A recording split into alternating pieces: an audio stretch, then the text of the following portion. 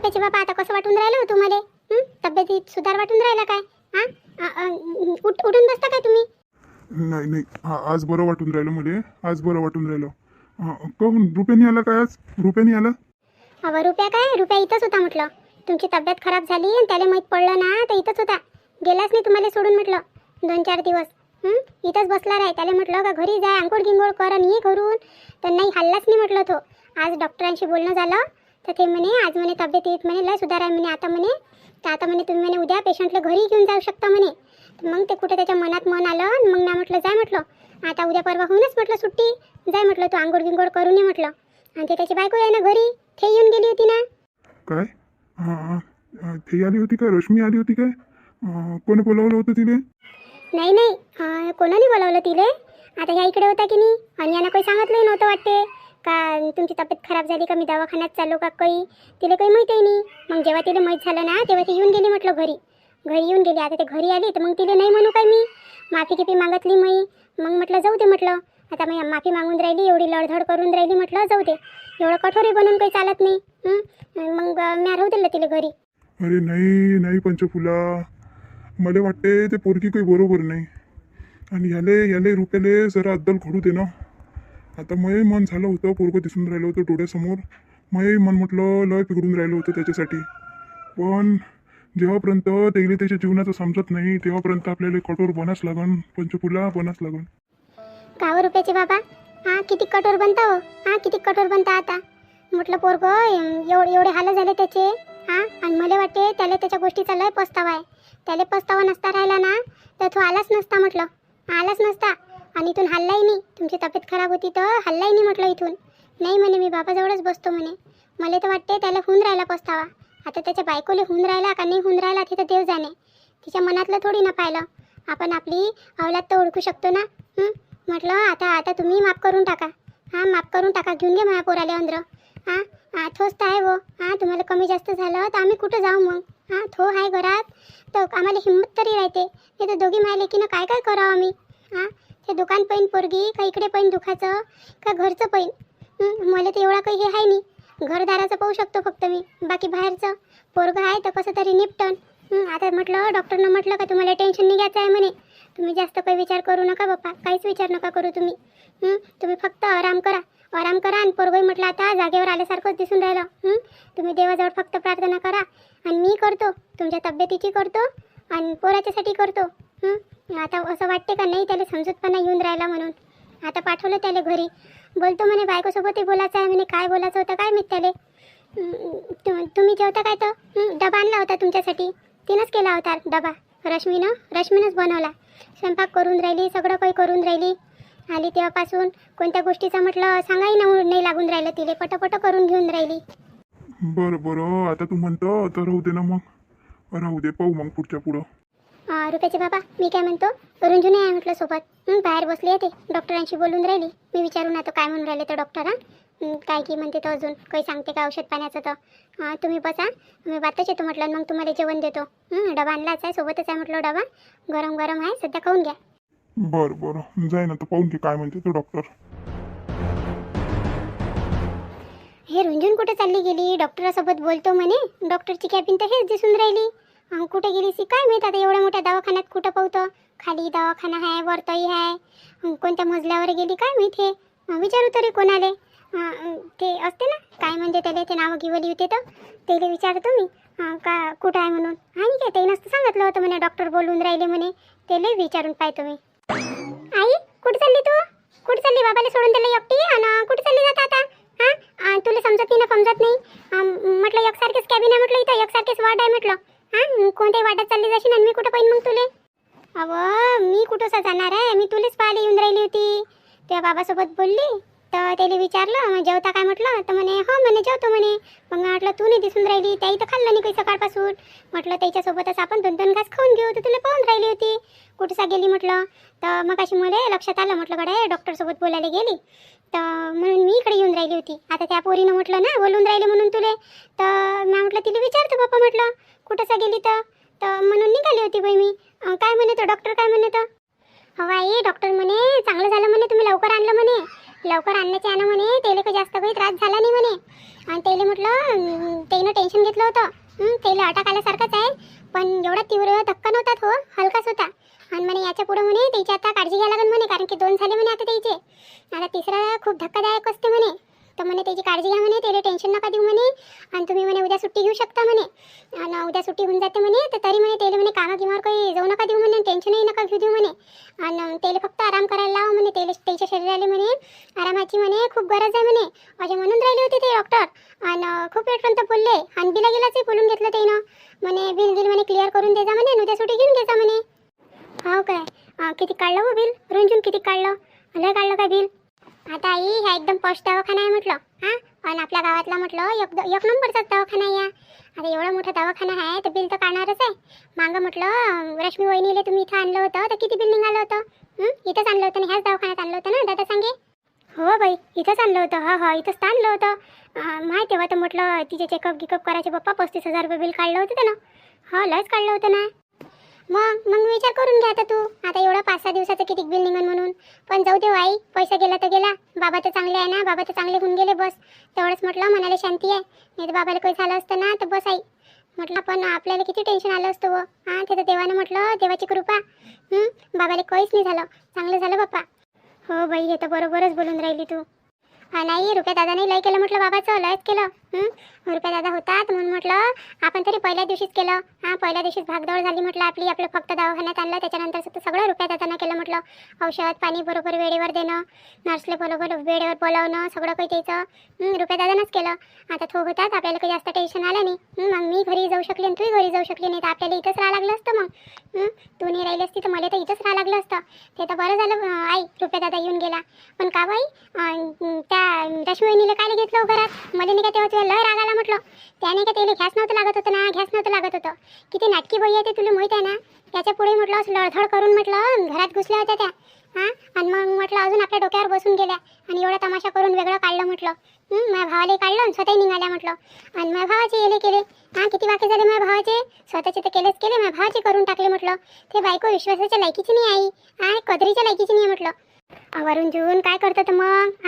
आता आपल्याला पोरगं म्हटलं, पोरगं घरात पाहिजे, मग ती कुठे जाणार आहे? बायको घेण्यात त्याची. आणि आता एवढी माफी मागून राहिली होती तर मग म्हटलं जाऊ दे म्हटलं, काय आता एवढी माफी मागूनच राहिली तर मग मन भारी होऊन येऊन गेलं. मग नाही माफ करून टाकलं तिले. तसं म्हटलं आपल्या मनात तिच्याविषयी काहीच काढं नाही आहे, काहीच काढं नाही आहे. ते करतेच तशी ना, त्याच्यानं तिच्यासोबत असा व्यवहार करा लागते कराले. जाऊ दे ना, पाहू ना. आता सध्या काही भांडणं तमाशे करायला काही पुरत नाही. त्या बाबाला म्हटलं पहिलेच सांगून दिलं आहे डॉक्टरनं, त्याला काही टेन्शन द्यायचं नाही म्हणे. मग फालतूच म्हटलं पोरगं समोर राहीन तर त्याला टेन्शन नाही येणार कोणत्या गोष्टीचं. नाही बा, हाय रुपया घरी आणि थोईनी घरी राहीन. वावराचं सगळं येऊन जाईन, इकडे दुकानाचं येऊन जाईन, घराचं येऊन जाईन, तर मग कसं करण मग तर त्याच्यावर टेन्शन येईनच ना. तेच पाहते ना घर, टेन्शन तर येणारच आहे. पण तसंही म्हणा वावराचं कोण पाहणार आहे आता, मला तर विचारच आला. आई तू टेन्शन नको घेऊ म्हटलं. रुपया दादा मला म्हणून राहिला होता, मला म्हणे का तू म्हणे दुकान सांभाळजो म्हणे. ते मन होतं ना म्हणे बिझनेस करायचं म्हणे, तर तू दुकान सांभाळजो म्हणे, मी वावराचं पैन म्हणे. आपण बाबाला काहीच नाही टेन्शन देऊ म्हणे, आपण दोघं जण सगळं सांभाळून घेऊ म्हणे. आणि असं म्हणून राहिला होता आई तो. हो काय हो, मग पोरगं लय समजदार होऊन राहिलं बाई, लयच झालं. आता एवढ्या त्याचे लय वाखे झाले ना, किरायानं निघाला होता तेव्हा लयच झाले त्याचे वाखे. त्याच्यानं असं वाटून राहिलं का त्याला जाणीव होऊन राहिली का कसा पैसा कमवा लागते, कसं राहा लागते, आहे ना. चांगलं झालं बाई, कोणती गोष्ट देव करते ना तर बरोबरच करते. जाऊ दे ना, असं म्हटलं ना त्यानं पैन ना. मग तो पैन नाही समजून तर थोडासा घाटा होईन, बाकी पाहायचं तर मन केलं ना त्यानं. आणि थोनी पैन तो कोण पैन मग त्यालाच पाहिना नंतर आज ना उद्या. त्याचंच आहे ना सगळं काही, तर त्याला ख्याल ध्यान ठेवणं तर आहेच. हो ना आई, मला तर असं वाटलं होतं का म्हटलं दादा जर घरी आला म्हटलं तर दादा म्हणून कधी मी दुकान मीच चालवतो, मी दुकान तुला काही दुकानात जाऊ नाही देत, घरीच राह.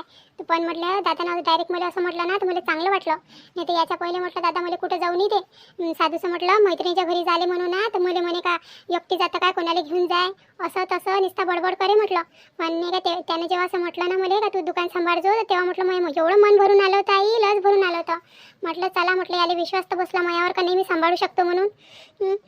जाऊ दे मग. पण आई मी तुला एक गोष्ट सांगतो, मी म्हटलं पहिले तरी करो दुकानात जातो. आता तर वहिनी आहे ना, तर मी तर म्हटलं घराच्या काही कामाला हात नाही लावणार, बाकीचं काय तर तुम्ही पाहत बसा. आता ते तुम्ही मला लागतपणा म्हणा का काही म्हणा, मी तर एकही काम नाही करू लागत त्याला. आणि जर करू लागत ना तर म्हटलं तर मला त्याच्यासोबत काही पटणार आहे नाही.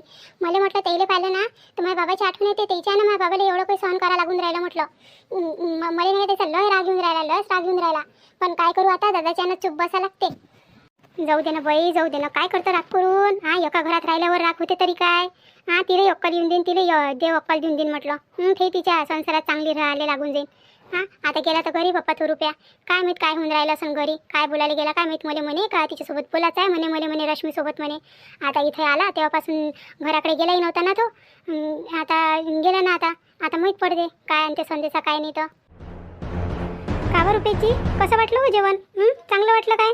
मस्त बनवली होती म्हटलं. मी मामाजीसाठी बनवली होती पनीरची भाजी. चांगली वाटली का तुम्हाला? नाही, भाजी गिजी तर चांगली बनली होती. पोट भरून जेवण केलं म्या. म्हटलं आता 4-5 दिवसापासून घरी काही आलो नव्हतो, आता याले भेटलं तर मी पोट भरून जेवण करून घेतलं, आंघोळ करून घेतली. पण रश्मी, मला नाही का तुझ्यासोबत बोलायचं होतं. माझ्यासोबत बोलायचं होतं? बोला ना काय म्हणून राहिले तर. तुला इथं कोण आणलं? मला कोणच नाही, मी चाली स्वतःहून. काहून आली तर तू स्वतःहून काहून आली? काहून आली म्हणजे सासर होय ना मय. हां, काहून मी येऊ नाही शकत काय? माझं घर होय ना हे. कसे बोलून राहिले रुपयाची तुम्ही? काहून आली असा प्रश्न कोण करून राहिले तुम्ही? हे बाय रश्मी, मी असा प्रश्न अशासाठी करून राहिलो. एक तर म्हटलं हे आपण जे धिंगाणा केला ना, आपण जे वेगळ्या निघाचा धिंगाणा केला म्हटलं, त्याच्यानं म्हटलं बाबावर सगळा लोड येऊन गेला.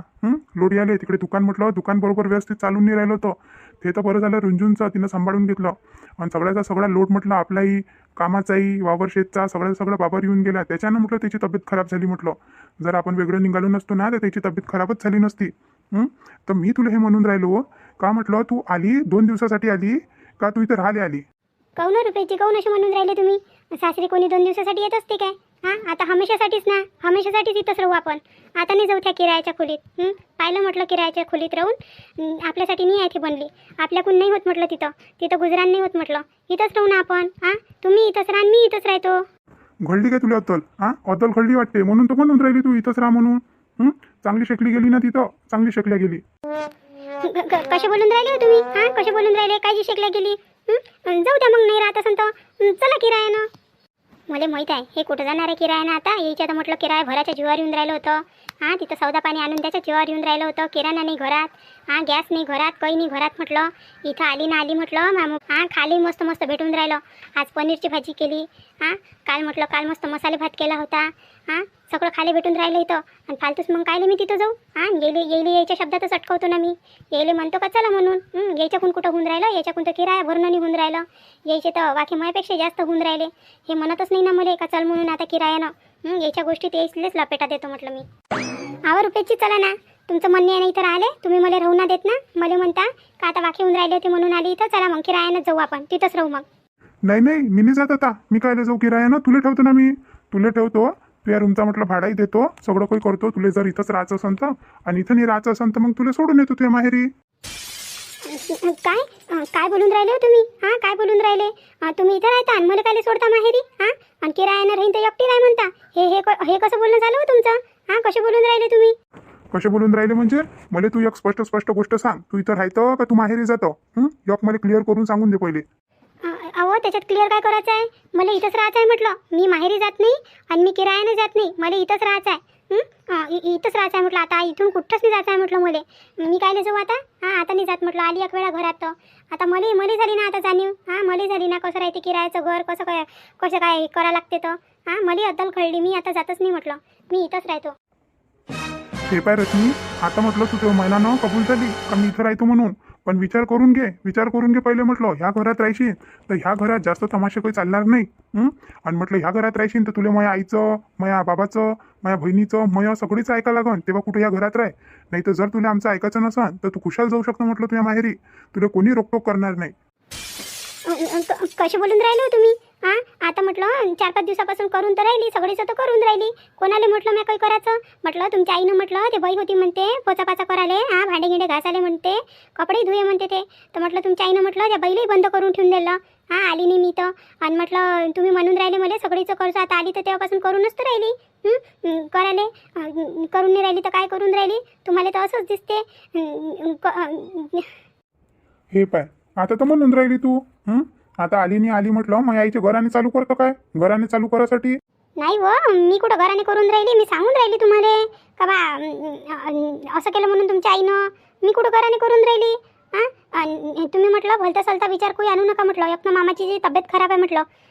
अजून त्याला टेन्शन देता काय? टेन्शन द्यासाठी हे पाय, म्हणूनच मी म्हणून राहिलो तुले. हे पाय म्या काही तुला जबरदस्तीने ह्या घरात आणलं नाही. म्या तुला काही म्हटलं नाही का तू चल म्हणून माझ्या घरी आणि माझ्या घरी राह माझ्या घरी काम कर म्हणून. आता म्हटलं विचार कर, तू विचार कर आणि तर आहे. नाही तर मग तू म्हणशील का मला सांगितलं नाही आणि मला बोलले नाही ना काही नाही ना काही नाही. आता म्हटलं आली इथं तर सगळीचं ऐका लागन. सगळीचं ऐका लागन, सगळीचं करा लागन. आणि तू हे तमाशे म्हटलं आता ते घरी ठेवा लागन. तमाशे तर चालणार नाही. नाही तर मग फालतूच म्हटलं डोकं खराब करायचं नाही. आणि म्हटलं ते दुकान म्हटलं ते दुकान तेच सांभाळन. रंजूनच सांभाळन म्हटलं दुकान. आणि मी वावर शेताचं पाहतो आता बाबाकडून काही काम होणार नाही, ते काही टेन्शन द्या नाही लागत. आता मी तर काही येणार नाही म्हटलं तिकडे, ना मी किरायानं येतो ना मी तुझ्या घरी येतो. मी तर इथंच राहीन, माझ्या बाबाला थोडी न सोडणार आहे आता मी. आणि तुला इथं राहायचं असेल तर तू राहू शकतं आणि नाही राहायचं असेल तर तू सांग. मी म्हटलं तुझ्या बाबाला फोन लावतो आणि मला घेऊन जा म्हणून नेली म्हणून. हेच आपत कसं करावतं. गोष्टीवर म्हणून राहिले माहेरी चालली जाय माहेरी चालली जाय. मोठे चढले दिसून राहिले हे. काय माहीत मायनं आणि बहिणीनं यायला चांगलं शिकवलं काय तर. चांगलं शिकवलं असन म्हणून ते असे आले एकदम भावर बुवर. सांगितलं असन का असा बोल जाय तिथं असं असं सांगते बायकोले. आणि मग तुझी बायको काय करणार आहे, तुझी बायकोले तर हाच लागन. कुठं जाईन ते आणि नाही राहीन तर जाईन मग माहेरी. पण मी माहेरी कोणत्या तोंडानं जाऊ म्हटलं. एवढी बडबड करून आली म्हटलं चांगल्यानं जाईन तर 2-4 दिवस राहीन. अशी जर गेली तर अजून म्हणून अजून आली म्हणून राधिका वहिनी तर काही म्हणणार नाही म्हटलं. पण मी लाईनी वहिनी मोठी आहे. म्हटलं मला नुसतं टोमणे द्यासाठी मी त्या दिवशीच ताईला फोन केला होता. ताई म्हणे भाड्यानंच राही म्हणे. पण भाड्यानं राहून काही फायदा आहे का, काहीच फायदा नाही आहे म्हटलं. उलट म्हटलं आपला जीव कैदेत कैदेत टाकासाठी काय आहे त्या भाड्याच्या घरात काही नाही ना काही नाही म्हटलं. इथं सारा ऐशो आराम आहे म्हटलं. मी काही होऊन जाय, मी हे घर सोडून तर जात नाही, खरंच नाही जात मी. जसं म्हणून तशी राहतो मग पहिन नंतरच्या नंतर काय करायचं आहे काय नाही तर. अहो रुपेशजी तुम्ही नाही काय मला समजण्यातच गलती करून राहिले म्हटलं. तुम्हाला काय वाटून राहिलं तुमच्या बाबाची तब्येत खराब आहे तर मला काही हेच नाही आहे काय. मला समजून राहिलं ना म्हटलं. तुम्ही नेहमी असे म्हणून राहिले का माहेरी चाललीच आहे. माहेरी जायसाठी लग्न केलं होतं काय मी तुमच्यासोबत. आता ह्या घरातच जीवन आहे म्हटलं मय. इथंच राहणार, इथंच जगणार, इथंच मरणार. तुम्ही मायापासून म्हटलं निश्चिंत राहा म्हटलं. निश्चिंत राहा. आणि मामाची तब्येत चांगली आहे ना आता. केव्हा म्हणे डॉक्टर केव्हा होते म्हणे सुटी म्हणे. काय माहीत आता. डॉक्टर तर बोलले नाही केव्हा सुट्टी होती केव्हा नाही. तर आता रुंजू नाही तिथं माहीत पडते तिच्यासोबत बोललं तर. मी आलो इकडे तेव्हा डॉक्टरचा राऊंड याचाच होता. सकाळी जे होते ते तुकडे दुसरे राहते आणि दुपारी जे भरती केलं होतं ते राहते. तर त्याला विचारावं लागेल आता किती दिवस आहे तर मग माहीत पडते. पण मी जे बोललो ना ती गोष्ट लक्षात ठेवतो तू. लक्षात ठेवतो म्हटलं, गाठ बांधून घे. नाही तर तू म्हणशील मग का मला सांगितलं नाही आणि मला बोलले नाही म्हणून. लय केलं म्हटलं आपण तिथं तमाशा, लय भांडलो. आता भांडण्याचे दिवस खतम करावं लागते. आता जराशी जिम्मेदारी सांभाळायला लागते म्हटलं घराची. तू सांभाळ घराची जिम्मेदारी, मी सांभाळतो बाहेरची जिम्मेदारी. आपल्यालाच घर नेणं आहे. ते आईच्या भरोशावर टाकणं पुरते काय. बाबाची तब्येत तर पहिलेच खराब आहे, त्याला काही टेन्शन द्यायला पुरत नाही. आणि ते पोरगी 4 दिवस नंतर चालली जाईन.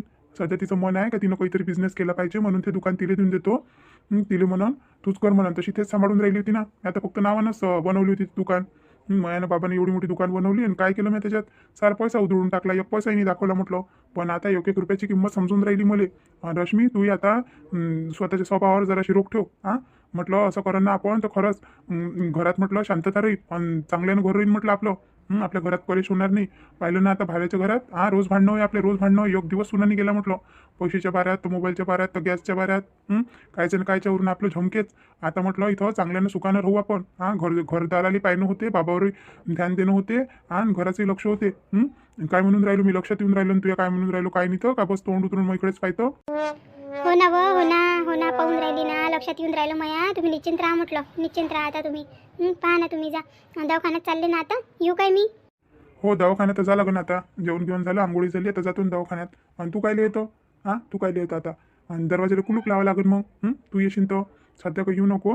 मग आई आणि काय म्हणते तर रुंजून आली घरी म्हणजे मग येऊन जाजो. येऊन जाजो. रुंजून येते ना संध्याकाळी डब्बा किप्पा घेऊन, तर रुंजूनच्या गाडीवर येऊन जाजो तू. सध्या येशील तर मग अजून कोणी येणं जाणारे आहे. आता बाबाची तब्येत खराब झाली तर कोणी येऊन राहिलं घरी विचारासाठी. मग घराला कुलूप दिसन ना. आणि कावर रश्मी तुझ्या घरी फोन घेऊन लावला होता का, सांगितलं का तुझ्या आई बाबाले. आता म्हटलं 4-5 दिवस होऊन राहिले बाबा भरती आहे, सांगितलं होतं काय. नाही हो सांगितलं तर नाही. माझ्या मोबाईलमध्ये बॅलन्सच कुठं होतं.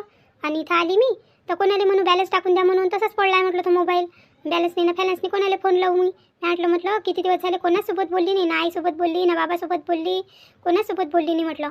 गेलो तेव्हापासून बॅलन्सच कुठं होतं मोबाईलमध्ये. तुम्ही असं करा ना, बॅलन्स टाकून द्या ना माझ्या मोबाईलमध्ये. मग मी फोन लावून सांगून देतो बाबाले. बरं आता जाता टाकून देतो तुझ्या मोबाईलमध्ये बॅलन्स. आणि मग तू बोलून घे तुझ्या आईसोबत आणि सांगून देते म्हणा तब्येत खराब झाली होती म्हणा. नाही तर काय म्हणून एवढी तब्येत खराब असून म्हणून आम्हाला सांगितलं नाही म्हणून आम्हाला परक समजते म्हणून सांगा लागते अशा गोष्टी. सांगून देतो फोन लावून मी जातो आणि टाकून देतो. मग कोणता रिचार्ज टाकू. अहो तो टाक जा ना अनलिमिटेडवाला टाक जा. हा किती काही त्याचं नेट यूज केलं काही केलं तर म्हटलं चालते तो मोबाईल. हा तोच टाक जा, दुसरा नका टाक जा. 350वाला तर बिलकुलही नका टाक जा म्हटलं. हा 400वाला टाक जा 400वाला. बरं ठीक आहे ना, टाकून देतो मी. पण नुसते मोबाईल मध्येच लक्ष नको देजो. हा घरातही लक्ष देजो जरासं. हो ना, तर किती वेळा म्हणा लक्ष देजो. हा तेच ते देतो ना लक्ष. बरं जातो मग मी. दवाखान्यात जातो. आईले आणि रुंजुनले घरी पाठवतो मग. आणि मी जातो आता. पाहिजो घराकडे. हो घराकडे लक्ष देजो. झालं असं 10-15 वेळा घराकडे लक्ष देजो. तर चला मग मैत्रिणींनो, आता या व्हिडिओमध्ये एवढंच. आता आपण भेटू पुढच्या व्हिडिओमध्ये. नवीन असाल चॅनलला तर सबस्क्राईब करा, लाईक करा, शेअर करा आणि हाय द्या. आणि म्हटलं आज आपले जे सबस्क्रायबर आहे प्रियंकाताई मून यांच्या मुलीचा वाढदिवस मंजुश्री जितेंद्र मून. हिला वाढदिवसाच्या खूप खूप शुभेच्छा. हिचे जीवन सुख समृद्धीचे भरभराटीचे जावो हीच ईश्वरचरणी प्रार्थना. आणि आपले जे दुसरे सबस्क्रायबर आहे कविताताई काकडे नागपूरहून, यांचा आज वाढदिवस. यांनाही वाढदिवसाच्या खूप खूप खूप मनापासून शुभेच्छा. यांचे जीवन सुख समृद्धीचे भरभराटीचे जावो हीच ईश्वरचरणी प्रार्थना. म्हटलं सगळीचे नाव घ्यायची वेळ. तर चला मग, ज्यांनी आपल्याला छान कमेंट केली होती, तुमच्या राधिकानं काल म्हटलं होतं आज सगळीचे नावं घेईन म्हणून. तर चला मग सगळीचे नाव घेऊन घेऊ आपण. प्रियंकाताई मून, अजिंक्य पडघान, अनुप्रिया छत्रपती संभाजीनगर, दीपिकाताई भवसार, एजाज शेख, मीनाताई गोंडाने, मृदुलाताई लंगारे, चंदाताई उमरकर संग्रामपूर, मनीषाताई फोंदके, विक्रम पाटील, कविताताई काकडे नागपूर, भारतीताई वाघमारे, प्राचीताई मुळे संभाजीनगर, ज्योतिताई गजबिये, रेखाताई मोहाडीकर, सुनंदाताई नागरारे, छायाताई राजोडे, चंदाताई खापरे बदलापूर, प्रतिभाताई पिकले, छायाताई फाटे, अश्विनीताई मुते, रत्नमालाताई तिरुलकर, रंजनाताई इंगोले, ज्योतिताई पोचलवार आकाशनगर नागपूर. तर या सर्व आपल्या माता भगिनींचे खूप खूप धन्यवाद, ज्यांनी आम्हाला छान कमेंट केली. आता या व्हिडिओमध्ये एवढंच. आता आपण भेटू पुढच्या व्हिडिओमध्ये. तेव्हापर्यंत तुमच्या राधिकाला रजा द्या.